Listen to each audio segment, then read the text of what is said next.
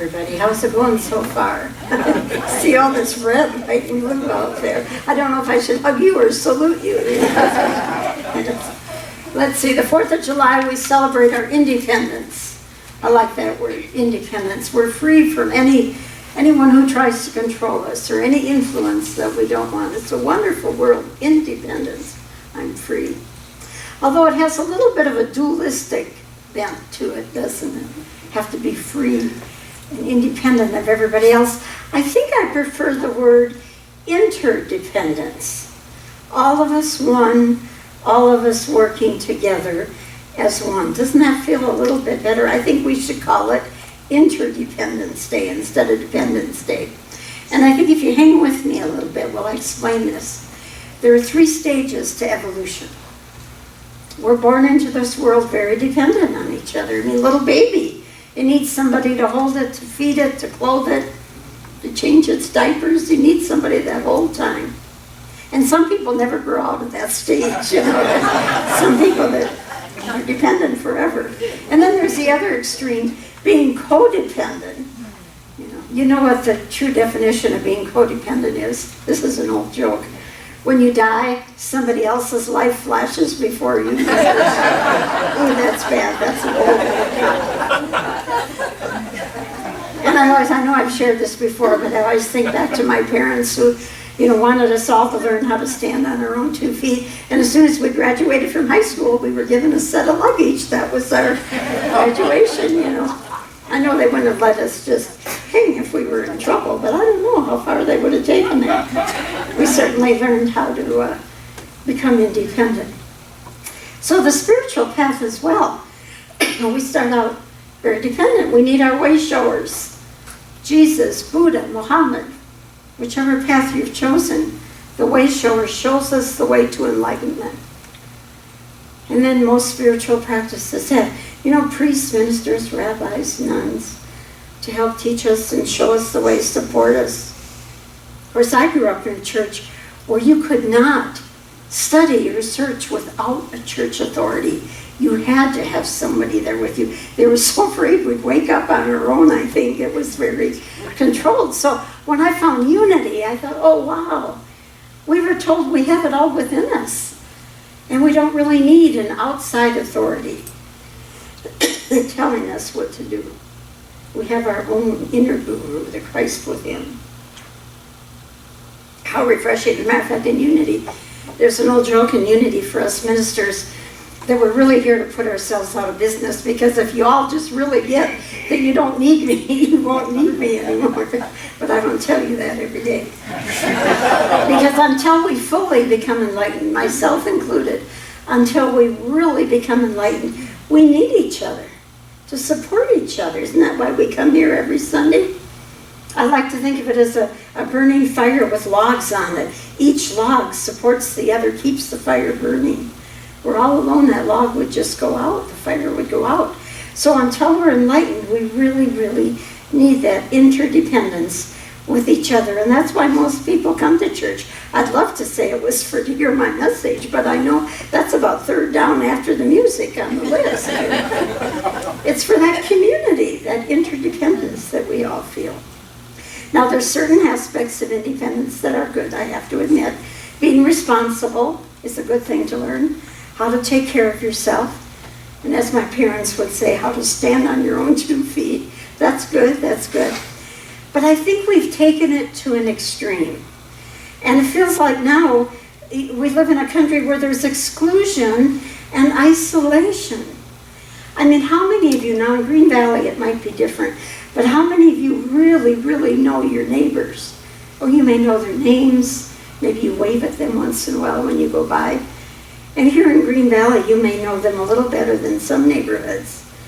But most people don't know their neighbors that well anymore. And our communication is all through electronics now, rather than person to person. And if you go on the highways, there are all these cars and only about 1 or 2 people in each car. We all have to drive our own car. Some people even work from home. My son is in the software business. He works from home. Totally independent of other people around him. There's less human bonding. and more electronic bonding going on. I mean, if you ever can't find me, if you get here some morning and I'm not here and you don't know where I am, just check where my iPhone is or my iPad. Take it away from me, unplug me. I can get lost in that thing. It's a parallel universe that you could literally get lost in. There's a wonderful cartoon, some of you may have seen it. I think it was on Facebook, where St. Peter in heaven is welcoming everyone into heaven. But he's looking very confused because everybody's looking at their empty hands and going like that, looking very confused. I don't know if that's heaven or hell, being without an iPhone. I don't know which it is. Anyway, there's a drive for independence that's been taken to an extreme. And now we've got laws and we want to build walls. We don't want your kind. Stay out. And there's become almost a soul sickness, an emptiness, a loneliness in people. And the number one challenge of our age group, believe it or not, is loneliness. We don't talk about it much. But a lot of people, and isn't that why we come to church again? To be with like-minded people so we don't have to feel alone. Now let's quickly go to that third stage of the evolution process. We've been dependent, we've been independent, and now we want to be interdependent. Human beings have a very deep need for each other. And America was once a whole community of small communities all over. Even in big cities, you don't say I'm from Chicago. You say I'm from the neighborhood in Chicago, this neighborhood. Everybody had communities. And when mothers raised their children, it took a village. If your own mother didn't see what you were doing, the neighbor lady did. And it took that whole village. I loved it when Michael and I first started seeing each other, and he would tell me about his hometown in Centerville, Tennessee, which is right in the center of Tennessee. And I thought he was exaggerating. He has a little tendency to do that, And because it was so idyllic. It was just this ideal, and I thought it can't be that wonderful. And then he took me there, and it was like driving into Brigadoon. Remember the story of Brigadoon? This idyllic little community with little hills and valleys and trees, and everybody knew each other. And if anybody needed help, they were there for each other. Well, those villages have started to die, and we become once again a nation of separateness. One of my favorite books, and I think I've shared it before, but it fits so perfect today, is called Refrigerator Rights. Do you remember me talking about that? Do y'all have refrigerator friends? Friends that can come into your house and open your refrigerator and take a beer out or whatever you've got in there? We used to have refrigerator friends. Here's what it says in the book. It says, this important book explores the metaphorical message that refrigerator rights stands for, a kind of closeness that we have with people. Friends, family, spouses. How many people can walk into our homes and just open up the refrigerator and help themselves? Only the people closest to us. And the two authors of the book propose that most of us have very few friends in our lives that can do that. And the authors identify 3 factors that contribute to the lack of these intimate connections we have with people. The first one is increased mobility away from our extended family. Most of us in Green Valley, I would say, are living away from our extended family. An emphasis on individualism or independence. And emotionally numbing media distractions, a little iPhone thing going on. So again, on the spiritual path, we want to come back to an interdependence. Each person being whole and complete, and yet united as one. Jesus said, the Father's in me, and I am in you, and you are in me. Do you hear that interdependence? The Plains Indian people had a medicine wheel. And if you think of a wheel, a normal wagon wheel has spokes in it going out from the center. And if each one of us are a spoke, each one of us has a gift, a talent, sees the world from a different perspective than the other. But when they're all together, there's a wholeness and interdependence, all working together on the wheel of life. The Course in Miracles says it's impossible to overestimate your brother's value. That's how important we are. Some people it looks a little harder than others, but it's impossible to overestimate each other's value. And so you have to see others as part of you, and it takes a real letting go of judgment, doesn't it? And comparing yourself to someone else. Or I'm strong, I don't need anybody else. Or we don't want their kind. Or something's wrong with them, I'm better than them, or they're better than me, either one. It's a real separateness, a dualistic way of thinking. In August, we're going to study a book called Jesus, My Autobiography. And in that book, Jesus says, I taught forgiveness, for judgment is indeed the biggest interference to connection with the non-physical world. It is judgment that will keep you in the dream, separate you from your source. This being that you call God is an overall, overriding energy that pushes you toward love, acceptance, and freedom. There's that word freedom. How long do you think you can go? This is an embarrassing experiment. Without one thought of judgment. I mean any kind of judgment.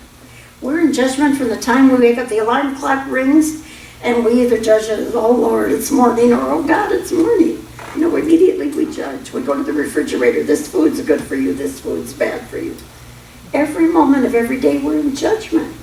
How long can you go without any thought? I know for me it's embarrassing. I don't think I can go 10 minutes without some kind of a judgmental thought.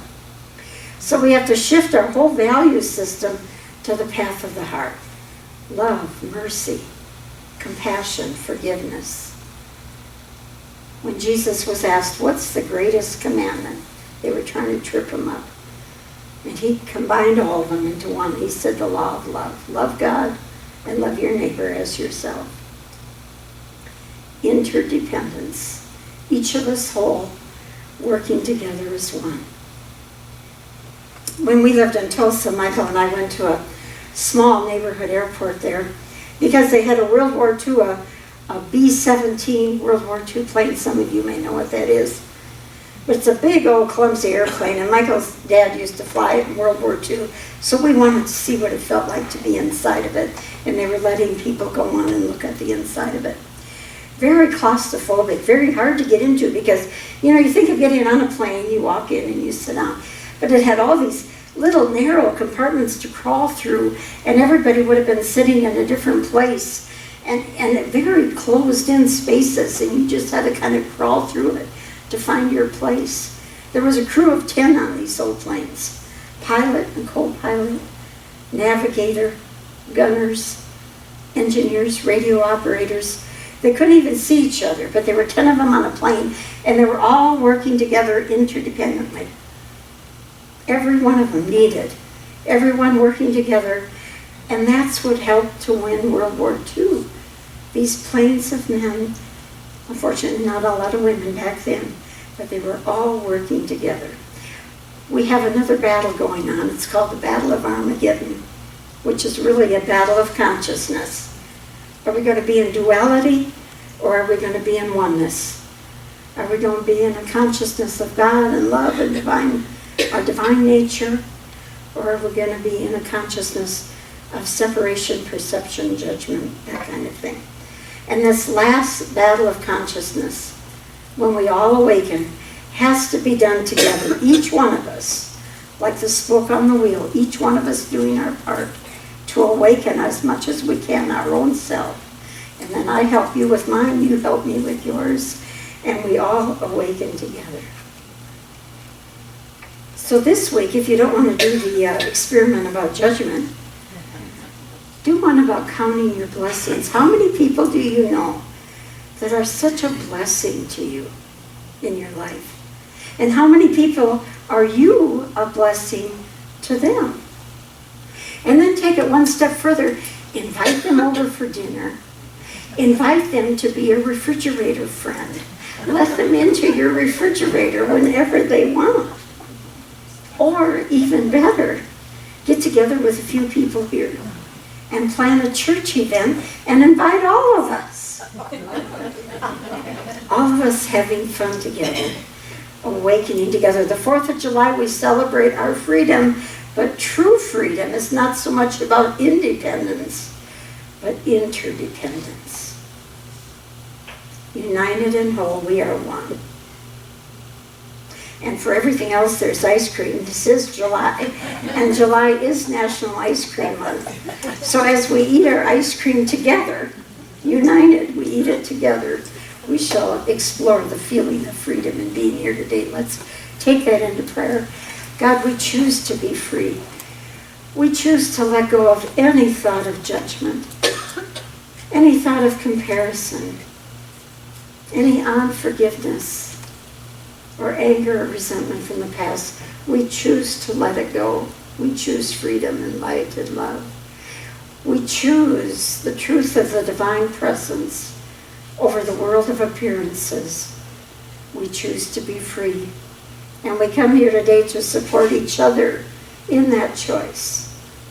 Your decision supporting my decision, all of us together, raising up, lifting up on wings of truth to that higher realm of white light and love. We choose heaven today, as we sang when we came in this morning. We choose a higher state of being. And we say, thank you, Father, Mother, God. We are free at last, free at last. And so it is. Amen. All the colors of the rainbow, all the voices of the wind,